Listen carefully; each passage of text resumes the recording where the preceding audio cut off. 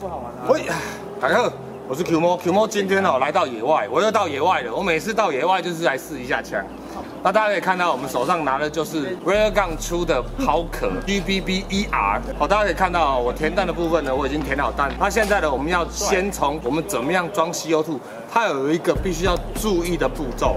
那当然啦，我已经有先把 CO2 先大概的含在我们的 CO2 的舱里面。它的 CO2 呢的存放位置是在握把处，先拉柄，先上膛。当然，你弹夹可以不用先上。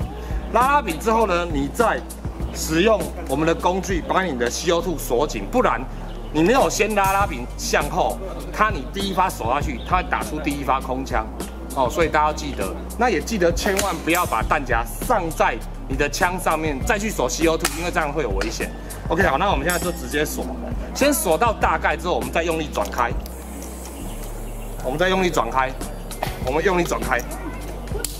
好，那这时候呢，你就已经上好了。那上好之后呢，记得我们上去第一个，你还是要先把弹进到我们的枪膛里面，好不好？就像这样子，来大家看。好，那我们一样，大家可以看到，快拉快放。基本上呢，我们 Railgun 就是得快拉快放，你快拉就放，快拉就放，不用在意它不会坏掉，好不好？那接下来 Q 猫就不用挡弹网，大家就看一下 Q 猫跳弹的一个状况。好，那我们现在镜头往后面拉一点。好，那我们先从单发开始。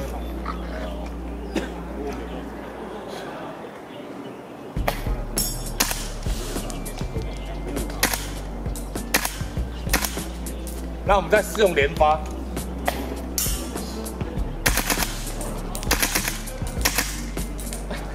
OK， 那打到这里的时候呢，大家发觉，Q 猫你怎么停了？其实这把枪啊，它还很完整的解释到什么叫做卡弹。大家可以看到，枪里面卡一颗弹。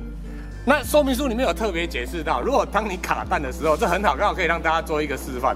枪卡弹的时候，记得我们卸下弹夹之后，我们再把枪膛往后拉，看看枪膛内是否有子弹，摇一摇。然后之后再把我们弹再重新上回去，然后继续再打。那基本上来说呢，它其实是有 hold up 的，但是由于它的子弹先是在弹壳里面，之后再前进接触到 hub， 所以老实讲，它的 hub 系统来说并不是很确实。但是30米来说呢，刚才 Q 猫大家有打到氧发。那这个部分呢，就是说可能未来 Q 猫可能会去细拆这个部分，再去看一下它的效果能不能再加强。也有可能会去跟原厂聊一下，未来啊，当然他们不只会出这种塑胶弹壳，未来他们会出气密更好的金属弹壳，只不过就是说它可能在造价上就比较贵一点。当然啦，这把枪最主要是贵在它的乐趣，有一个往外弹的乐趣。Q 猫这一次拍是最主要就是说，让大家可以看到它抛壳的状况，其实抛出来的抛物线是很漂亮的。那 Q 猫今天就说到这里。那接下来呢，就会有另外一个画面，那 Q 猫就会来讲一个，就是说它室内的一些出速的效能，以及最后我对它的一些感想。好了，那就先这样子。好了，Q 猫现在要拍测速的影片，不过先在这边顺便 Q 猫也要填弹，好不好？这真的是在做手工，希望大家注意一下。那记得填弹的时候呢，你当然也可以直接拿放进去我们这个弹里面，那记得放进去还要往下压，记得大家把它压到定位，好不好？这样子你的气密会好一点。好，就是这样子。那待会等一下呢，就看 Q 猫来试一下它的出速。OK， 消化。那这时候呢 ，Q 猫就要来室内呢，让大家看到呢这一把 Railgun 它的 AR-15 GBB ER 它的出速表现的状态是怎么样。好啦，那 Q 猫已经做完手工了哈。那大家刚才有看一段 Q 猫跟大家讲怎么填子弹。那这时候呢，我们要上弹了。那挡弹网 Q 猫也装好了，来。上，好，上膛了，来，我们来打打看，单发，96.2，104，101，96，然后我们来打一下120，我们来打一下它的连发。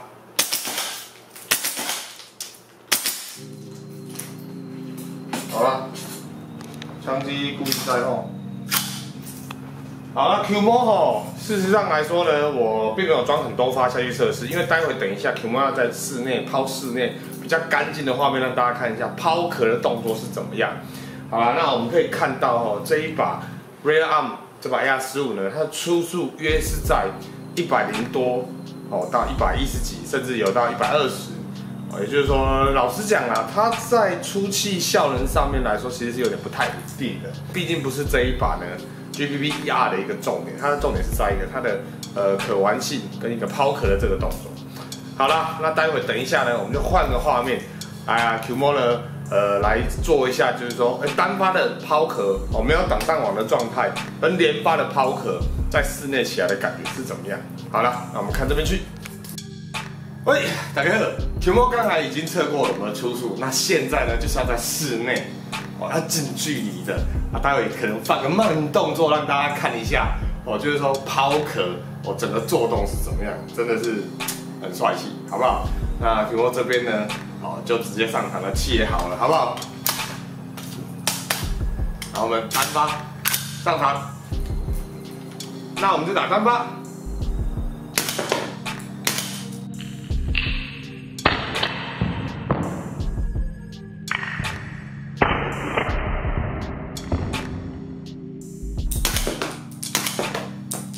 那我们现在是连发，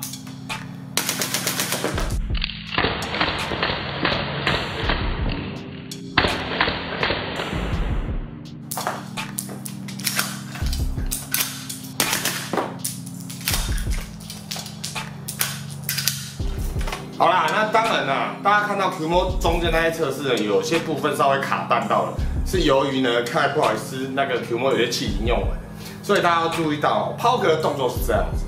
一个气瓶是可以打大约2个弹夹，那所以大家要记得，当然气不太够的时候呢，那有可能会造成有点上弹不顺。那大家上弹不顺一样，就是你往后拉柄，然后把弹倒出来，然后之后呢再重新拉柄，把弹上上去就可以了。那在这一段过后呢 ，QMO 就会跟大家稍微讲一下，就是简单保养的部分，以及最后我们感想的部分。好啦，就先这样子。好，那经过我们的野外跟室内抛壳的画面。那接下来 QMO 跟大家讲一下我们保养的部分。其实保养非常简单，几个步骤跟大家看到。第一呢，我们拿到枪呢，我们先把我们使用我们的工具分离上下身。而官方那边给予的最佳的保养方式呢，就是大家记得 QMO 有做细部拆解，细部拆解有把整个核心拆开来，也就是保养的部分是在核心这个部分。好，那一样我们把核心拆开来，你需要的是10字的小螺丝起子，以及2号的6角扳手。OK， 好，那我们就把它拆开来。拆开来完之后呢，大家可以看到我们把核心机件放旁边，我们可以看到中间这边有一个出气的部分在这里。那保养呢就非常简单，你只要把他们的专用油 ，OK， 在这个洞里面点2滴进去就好了。点完之后呢，再把你的核心装回去，这样子你的保养就完成了。这是基本上有在原厂的说明书上，甚至官方也是这样跟我讲的。好 ，QMO 在这边跟大家解释一下。不过就 QMO 自己的看法是，由于它需要使用他们的特殊用油，一次去润滑它的核心部分，跟它的一些橡胶部分去润滑它，以达到保养。但是 QMO 自己本身，如果是我的话，我还是可能会针对一些它上面枪机的部分呢，牙刷稍微涂一点油在上面，机械用油。那当然啦，由于它本身它在它的喷气部分就有含油，就有点像 QMO 之前在讲汽油的部分，就是原厂的设定就是希望油能够来润滑到它的核心部分，所以油难免会跑到你的内管。所以希望大家，如果你真的想要把这把枪下场的话，你还是要比较勤于的去清理内管，真的，因为我就看到它枪机头就有油。保养的部分呢就是这样子，很简单。好啦，那接下来最后一个环节 ，QMO 呢就跟大家聊一下QMO 自己的感想以及它的优缺点。好，经过了之前在野外以及室内效能，甚至有一些保养的小技巧呢，就进到 QMO 最后感想的部分。好啦，那大家看一下QMO 对这一把 Real Arms 所出的这一个 AR-15 GPP-ER 的最后的感想大家可以看到，QMO，你手上真的是那个 Real Arm 的吗？对啊，那为什么鱼骨不一样？对不对？我们感想一定有优缺点。此时此刻请让 QMO 讲一下它的最大的优点。它的枪身是可以结合真品的部分，因为这个是 Qmo 自己架在我的毒蛇上面的 URGI， 当时候是 ePart 做的，所以它是真品裸牙。所以呢，各位这一点就替大家解释了。如果你今天买到 Real Arm 的这把 AR， 基本上你可以换上自己喜欢的鱼骨，好不好？军规的鱼骨，军规的裸牙。不过当然啦，鱼骨跟裸牙你都要有，你不可能用原本它那颗裸牙去装其他鱼骨，这点请大家注意一下。这个就是实实在在装给大家看。原本呢，它的鱼骨在这里，好不好？这是 Real Arm 自己的鱼骨，这是它主要的优点。那再来呢 ，Qmo 呢就要交叉的去说一下关于它的优缺点。那当然啦，这一把 Real Arm 出的这把 AR 呢，其实它最大的缺点我懂，也就是它的售价。它的售价呢是36900块台币，好不好？将近大概1200块美金。我知道有些人就是说，哇，怎么那么贵啊？说实在的，有没有那么了解？不过就以一把以锻造材质的枪，锻造材质以及能够 blow back， 大家听到我讲到这两个，你会想到什么？想到 Qmo 在玩的毒蛇，毒蛇的售价也约是2万多至3万。那今天 Real Arm 它除了它的锻造模式跟它的 GB 模式，它还附上了抛壳模式。OK， 所以呢，依 Qmo 自己的感想，因为我也很喜欢它这个做动方式以及很独特的系统，所以对 Qmo 本身来讲，我是觉得它不贵。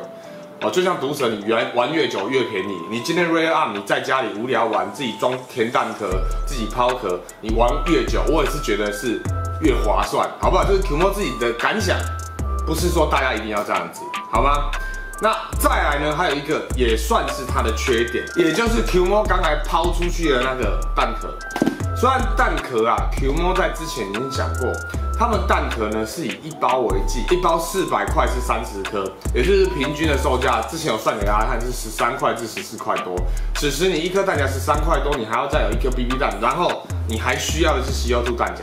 也就是说，它今天的缺陷就是在于它的单发，每一发打出去的成本其实是有点贵的。我们一般的玩具枪打出去，你就是只有一点点的电量跟一些的瓦斯，以及那颗 BB 弹的价钱。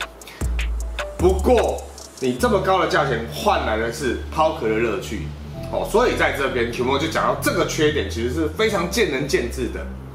Qmo 也有给很多，不管是一般玩家啊，甚至我有认识一些店家啊，甚至一些资深玩家啊，打起来都有不一样的感觉。但是很多人都是会觉得这样子的抛出是很有趣的，而且好玩的。那就端看你怎么去看这个缺点，或者是它是优点。OK。去国外你打一发，哇，好几十块美金。你打一个抛壳的，又安全可以使用的，可能成本15、16块。那这样子是贵还是便宜？那相信这个就是留给大家自己去体会，好吗？那当然啦，如果你有机会遇到我，那我有带出来，大家可以来玩玩。再来 ，Qmo 讲到它一个，也就是蛮致命上的缺点，不过可能有些人不在意。由于 Qmo 呢，大家有看到有拿去野外试打过，有很 OK 的抛壳的动作。那打的话呢 ，Qmo 在实地现场测试下，其实是可以打到30米开外的。只不过由于它本身的出速只有110，大家可以看到我出速的画面110左右，所以呢，老实讲，它真的不算是一把效能非常好的枪。再加上它的 hub 组成呢是在前面这边。Qmo 那时候我拆给大家看，算是有一个像螺丝状的心形螺丝往下压，那个东西呢会比较容易因为我们 GBB 的震动，它的震动而松掉，所以它的 hub 的稳固性呢，我觉得是算是比较差。关于 hub 的部分呢 ，Qmo 自己有用过，还蛮土炮的，跟大家教一个方法，就是你先把你的 hub 调整到 OK， 你打，调整到 OK 的状态之后呢，记得使用我们的。胶布电工胶布，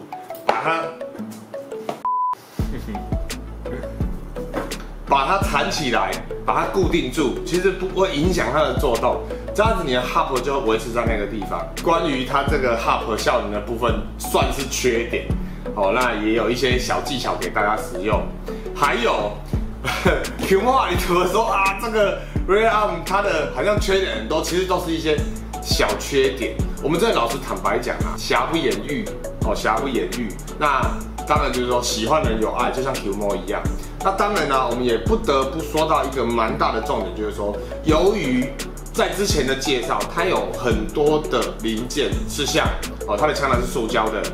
哦，甚至像枪机、毒蛇枪机或者是其他厂牌枪机是塞不进去，它家的枪机是故意缩小的，所以它在防改上面下了很大的功夫，但是也就代表了这把枪的内部许多机构，不好意思，是特规的，特规在这里2个字给特规的，也就是等于是它在内部改装部分的空间是小的。哦，那所以这点呢，大家要理解到，这算是它比较无可奈何的缺点，也是在这边跟大家分享一下。好啦，那这把枪哦 ，QMO 哦，从上礼拜拿到现在年假，哦 QMO 就赶快把影片做出来，那也是让大家看到了，不只是外观、内部保养、测试，一直到最后 QMO 的感想。哦，那也希望大家哦 ，Real Arm 是我们台湾很棒的厂商。也是由玩家起身，一直从 SR25到现在的 AR15 5.56系列，真的是非常棒。如果你有买他的枪的玩家，恭喜你，你买到一个很有趣的玩具。虽然它有诸多的缺点，但是世界上没有十全十美的枪支。也希望大家多多支持我们台湾的厂商，金起来了，能够想这么多东西真的不简单。好了，那 QMO 呢，对这一把 Real Arm 的 AR15 GBB-1R，QMO 就说到这里。那也希望大家如果可以的话呢，帮 QMO 去点个订阅啦，按个铃铛啊。哦，当然有什么问题，那也请大家在下面留言，好不好？QMO 会尽量去给大家回复。那 QMO 就说到这里咯，好，拜了。